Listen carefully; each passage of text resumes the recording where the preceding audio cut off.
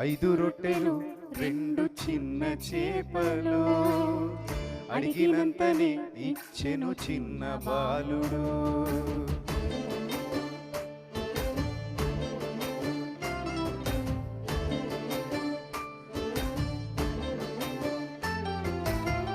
పంచినవన్నీ క్రీస్తు శక్తి వలన కలిగెను, అయినా సహకారం ఆయనెందుకడిగెను.